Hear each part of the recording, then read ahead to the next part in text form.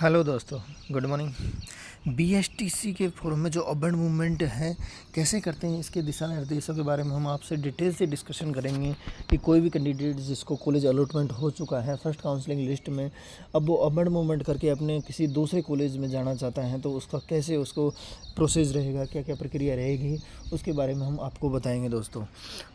और ये जो अर्बन मूवमेंट की प्रक्रिया है वो 14 जुलाई से 17 जुलाई के तक आप आवेदन कर सकते हो और केवल वहीं विद्यार्थी अर्बन मूवमेंट कर सकते हैं। केवल वहीं विद्यार्थी अर्बन मूवमेंट कर सकते हैं जिन्हें आवंटित शिक्षण संस्था में सफलतापूर्वक रिपोर्टिंग कर दी है, वह अपनी प्रोविजनल प्रवेश स्लिप पोर्टल से प्राप्त कर लिए हैं, वहीं अर्बन मूवमेंट के पात्र होंगे।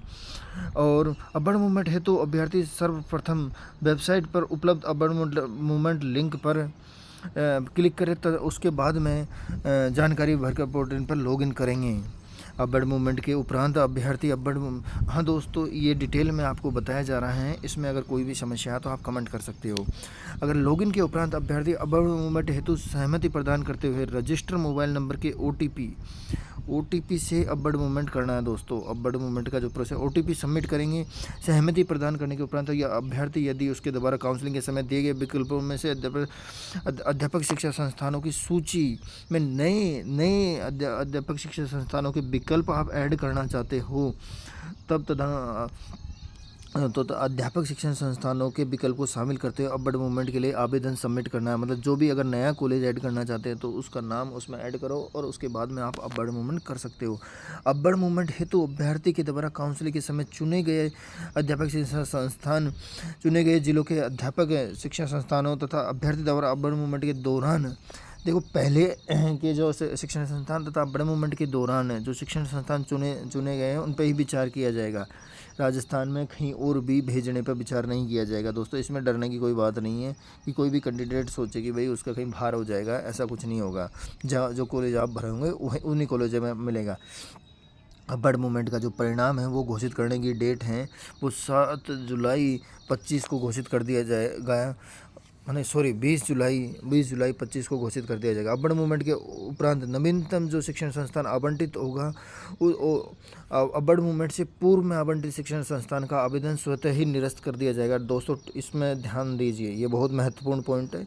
इसमें स्वतः ही निरस्त हो जाएगा जिसमें आपने पहले जो कॉलेज अलॉटमेंट हुआ है तो आप नया कॉलेज अलॉटमेंट होते हुए और पुराने शिक्षण संस्थान की जो आवंटित सीट है उसकी वो आपकी समाप्त हो जाएगी, उसकी दावेदारी स्वीकार नहीं की जाएगी। अर्बन मूवमेंट के उपरांत आवंटित अध्यापक शिक्षा संस्थान में 21 जुलाई से 23 जुलाई तक आपको रिपोर्टिंग करना होगा।